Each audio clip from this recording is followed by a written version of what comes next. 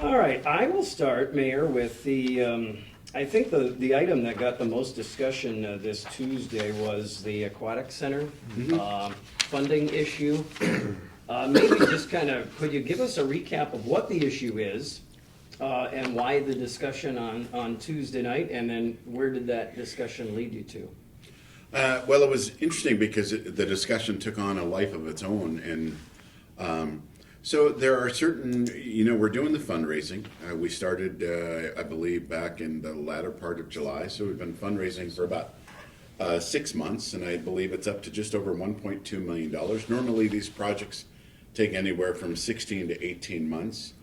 So the fundraising committee is very happy with being at 1.2 because we're well ahead of the game. Now, of course, we wanted to start construction this July, so you've got to have money in there. So one of the things that has happened is over the last month or so, that we started to look at what if Marshfield Utilities would want to give money towards the project, or the EDB, or the Economic Development Board, or the Visitors and Convention Bureau. What if they wanted to give money? And so the discussion was, if they give money, aren't they really a public entity, that's money coming out of our pocket anyway? So for instance, Marshfield Utilities has its own customer base. So there's a difference between them giving a donation, and then they also give us something called a pilot payment in lieu of taxes, if they designated a certain amount to go there to go towards the pool. And so the overall, the way it ended up after a lot of discussion was, let the public funds be public funds, and let the private funds be private funds. So continue the good work that is being done in the fundraising is basically the bottom line that came of it. So, which is certainly fine to do. At the end of the day, there are many that want to get the Aquatic Center to the finish line because, again, we've been doing this now for about 20 years coming up, and it's always delay. So, if we need to take a little bit of extra time to do some fundraising, we'll happily do it.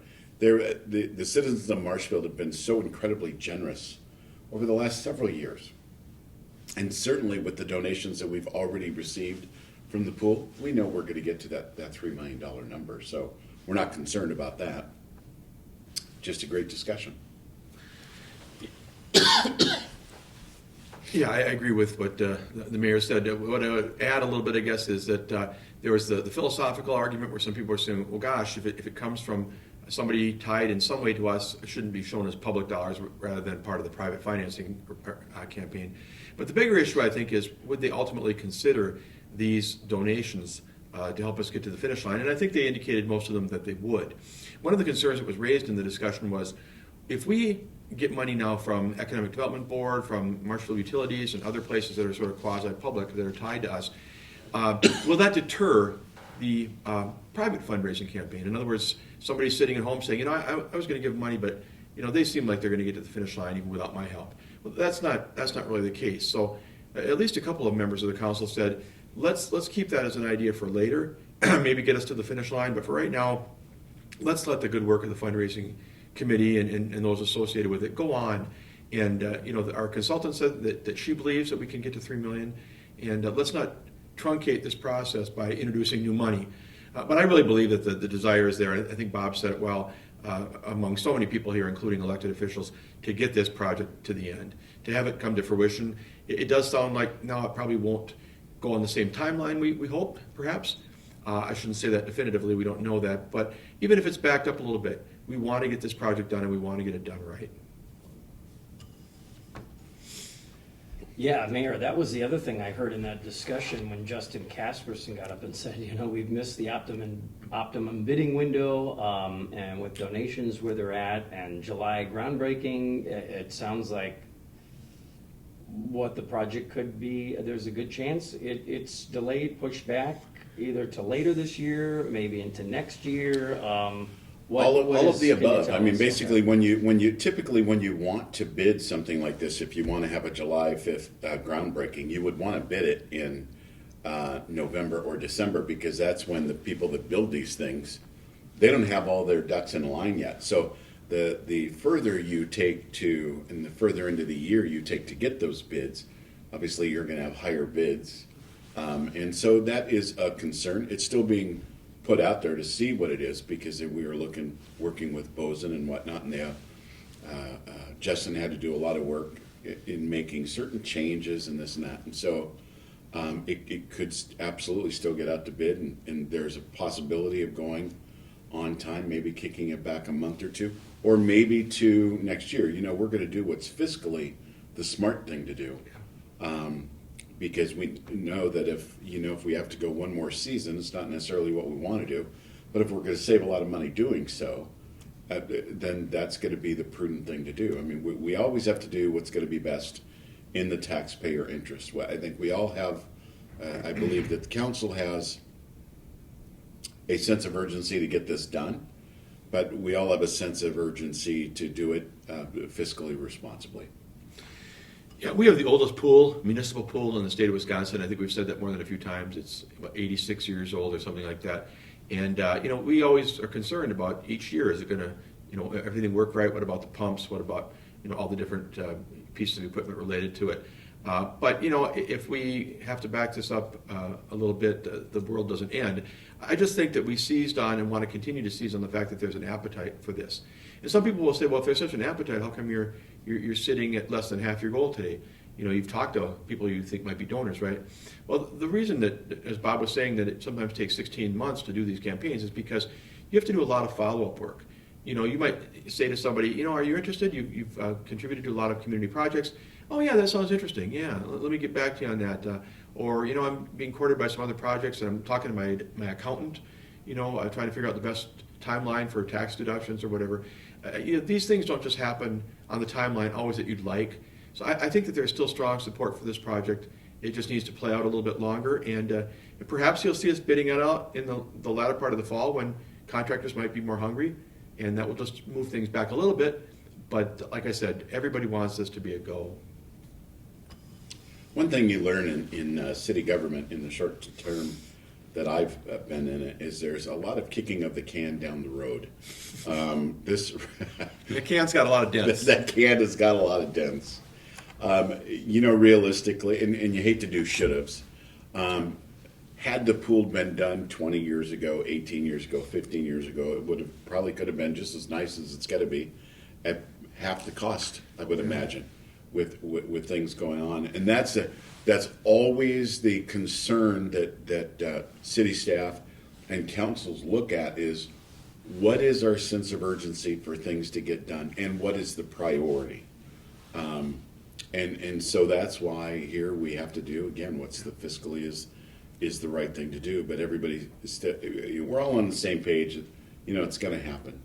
But in answer to your one question, the fundraising has gone extraordinarily well. But there are a lot of folks out there that we are in discussions with that are substantial donations, and they have to look at their funding for that and how they're going to do it and their things. And that's not something, when you get into those really, really big donations, you can't just go to somebody and say, can you give us the money? Can you do it now? That's just not appropriate. They do it in their in the timeline that is best for them, and I think that's the way it should be. Yeah, and just one last thing I'd say too. Sometimes people hear about these projects and they think, well, I wonder if it's going to happen. Money's tight, and a pool is not a necessity like some projects might be. But I think it's got support for a number of reasons. I've said this before at some of these conversations we've had. 20 years ago, it may have been seen only as a recreational amenity. Now I think it's seen as an essential part of community and economic development. Employers, when they're looking at buying land in our business or industrial park, and they want to move their operation here or open a satellite of their operation, it's not just about free land or discounted land in one of our parks. It's about a lot of things, including will my spouse be able to find a job? What about housing? What about other things? And recreation is right near the top. This is why you see Wisconsin Rapids and other communities looking at these types of amenities. They want to have their parks, their trails, and their water features up to speed, because it's all part of determining whether you want to move your business and move yourself to a community. It's really an economic development component. Do we know where fundraising is at right now? Yeah, it's just over 1.2 million. Is there a magic number that you get to and say, okay, now we can put it out for bids? I believe it's still going to go out for bids just to see where they come in at this time. Okay, is but that we're not scheduled? to that point yet. That's not scheduled. We're looking at that's coming forward. Do we have a date? No, because there's some contributions that may be coming in that would help that out. But again, these are timelines set by the contributors, so that's why we don't make any sort of guarantees or anything like that out of respect to the contributors. So there's no set in stone date for we will go. We will solicit bids on this date. It's all Not right now. contingent upon what? You got to get all the money first. No, you don't have to get all the money because there's a number of different factors there. Maybe it could be down the road. We're just trying to get all of our drawings, if you will, and everything specs. And once we have those, then those can go out to bid because there's no problem putting it out to bid. Because the bid we have of $6 million or $6.5 million is from a couple of years ago. So we have to look at today's dollars. Right. So in other words, it's still being planned. The actual Absolutely. facility. Absolutely. Everything still right now is a go.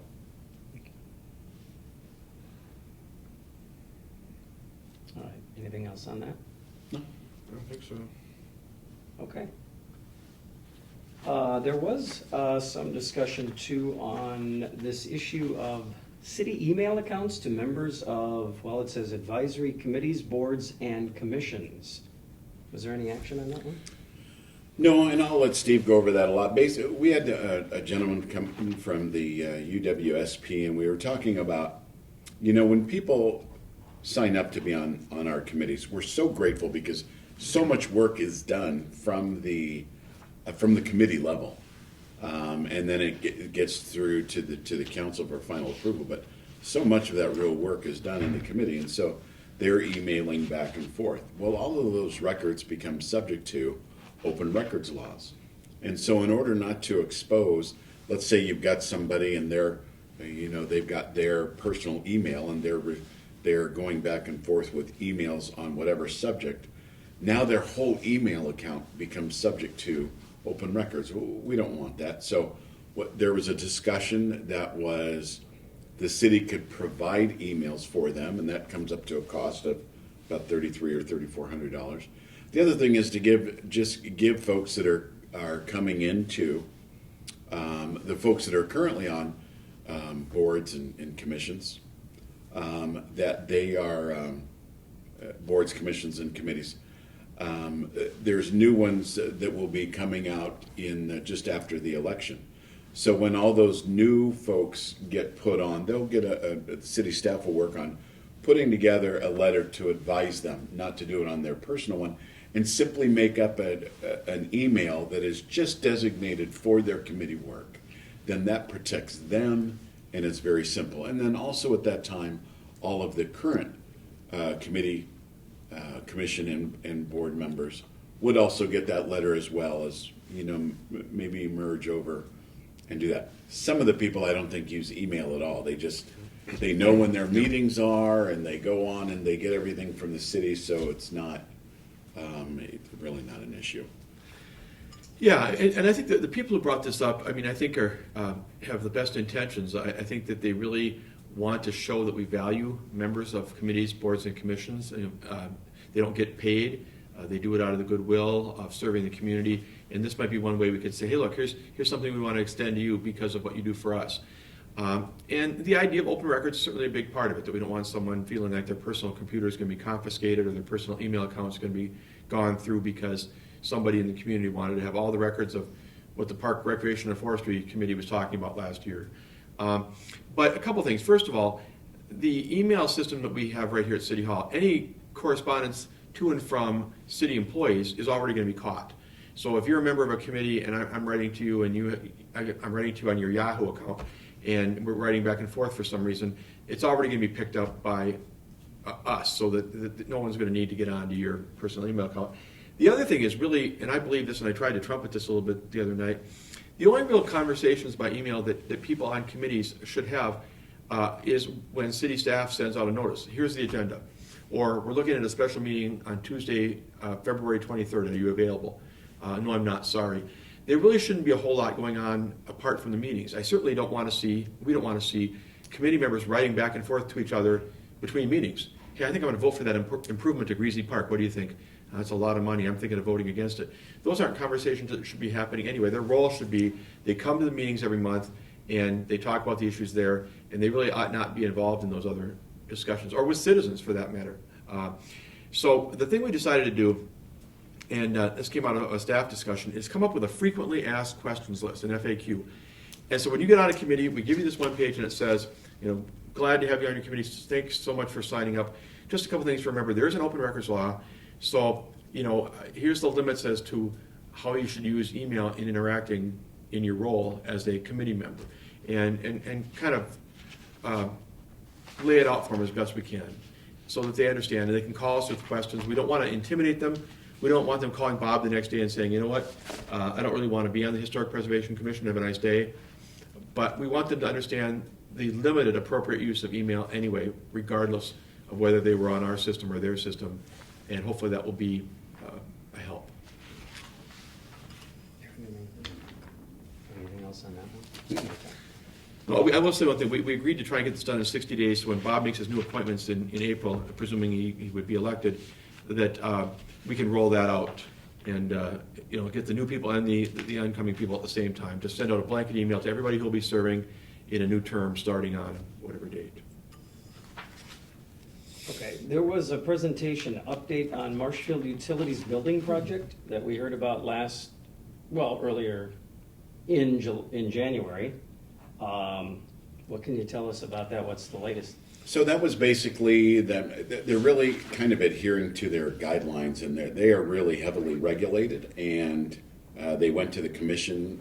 Commission approved all of their plans. So now it works, more towards a job order, and then they will be coming back to the council again, I believe, at our next council meeting. Correct.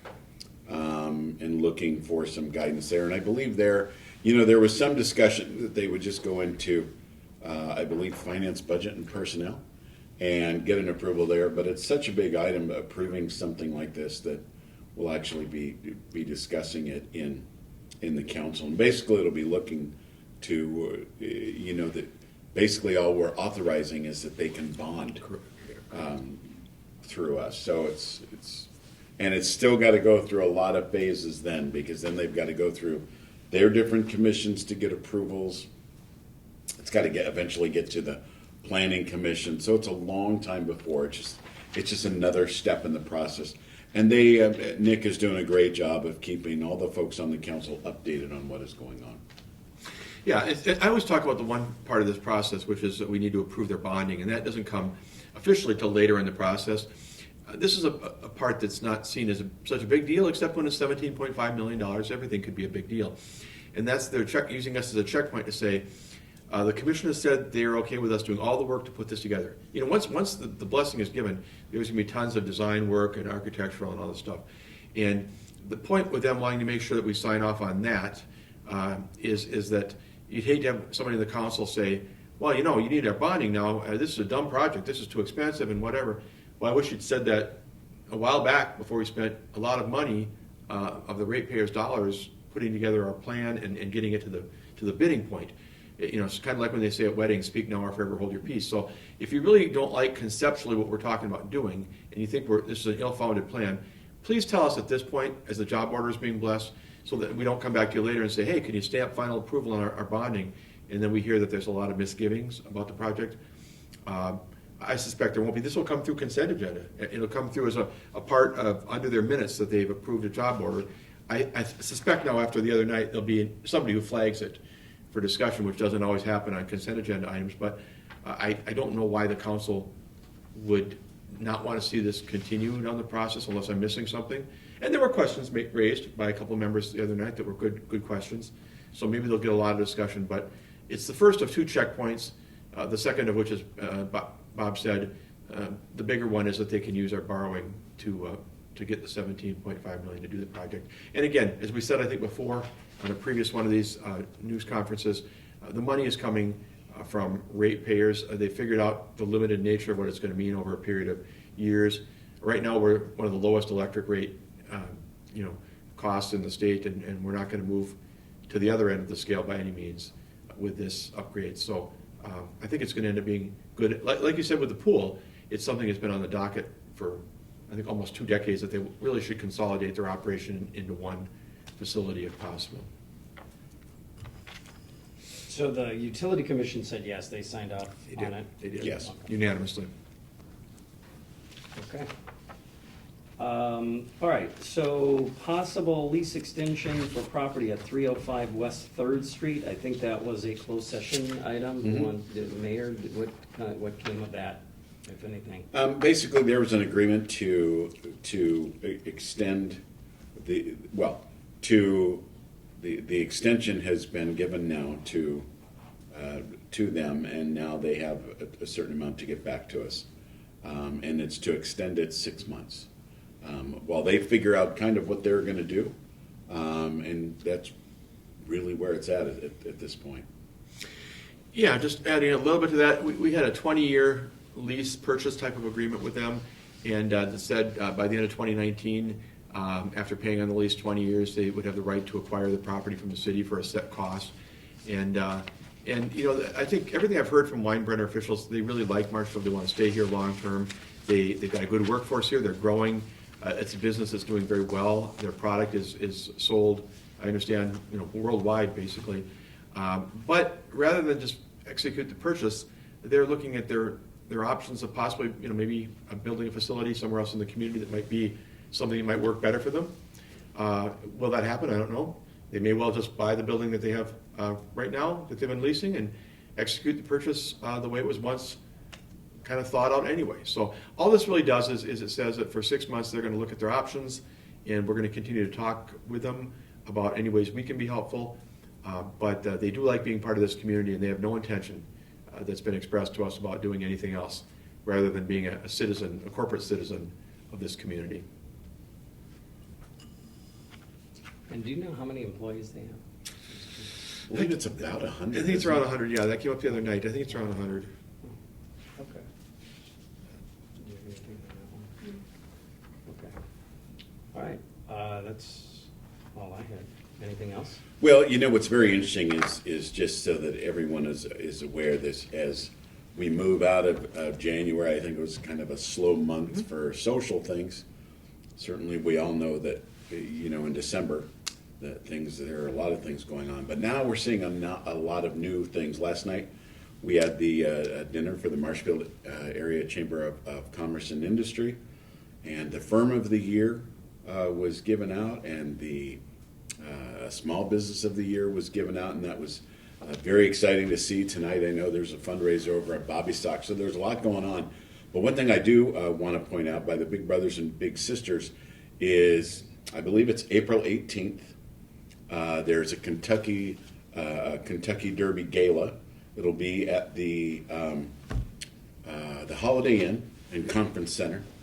And we all know it's a Kentucky Derby, which means, Steve, you have to wear a hat. We all have to wear hats because that's like the big thing. So we're looking forward to that coming up. And Big Brothers and Big Sisters, they do a lot for people all over. And you'll see more and more of these social things. So this is why it's always interesting when people are looking for things to do in Marshfield. I mean, it's on every calendar. There's a lot of stuff going on. But that one there, I'm really looking forward to. Yeah, I'm guessing a stocking cap doesn't count, so I'll have to go out or to, a beanie. That doesn't count either. So at least I've got some time right. to get down to the store and get something. It's a great cause, and I would encourage people as well to take a look at it. Anything on that one? Okay. All righty. Anything else? I think that's I it. think that'll do it. Yeah.